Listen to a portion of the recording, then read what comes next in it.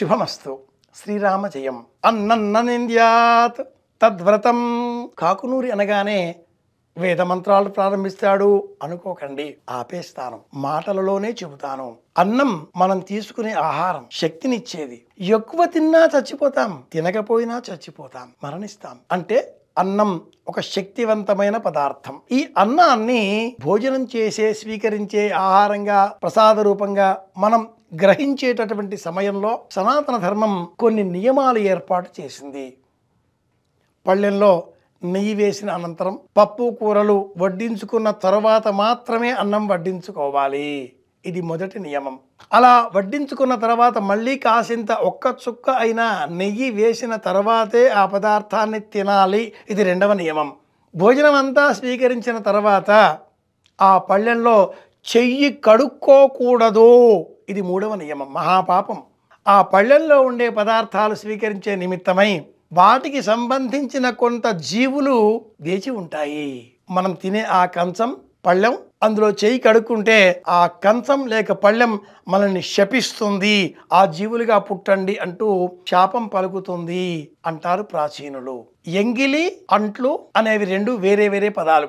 తినే పదార్థం స్వీకరించే సమయంలో నోటిలో ఉండే సలైవా, ఉమ్మి ఆ పదార్థంతో చేతి వేళ్లతో తగిలి మళ్ళీ పళ్ళెంలో పదార్థం తాకినప్పుడు ఆ సలైవా పదార్థంలో వచ్చి చేరుతుంది, ఆ వ్యక్తికి సంబంధించినది అవుతుంది. ఆ పదార్థాన్ని తిన్న తర్వాత అందులో మళ్ళీ చెయ్యి కడుక్కుంటే అది అంట్లు, ఎంగిలి అనే ఆ రెండింటి మధ్య భేదం తీసివేసి మహాపాపానికి కారణం అవుతుంది.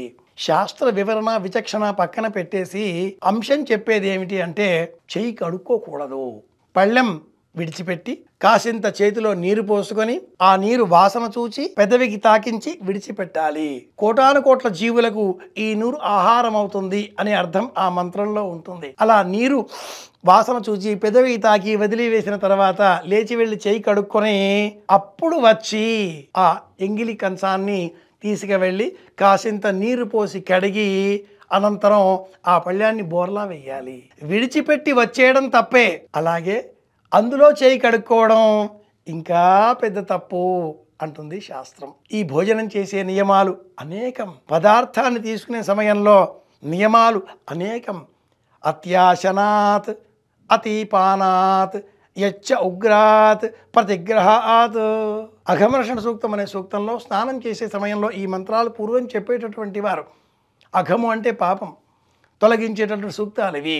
అత్యాశనాత్, అంతా నాకే కావాలి, అంతా నేనే తినాలి, తప్పు.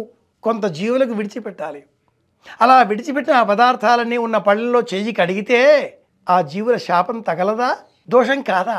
ఇలా ఆలోచిద్దాం, ధర్మబద్ధంగా జీవితం గడుపుదాం. మళ్ళీ కలుసుకుందాం. మీ కాకునూరి. శుభమస్తు.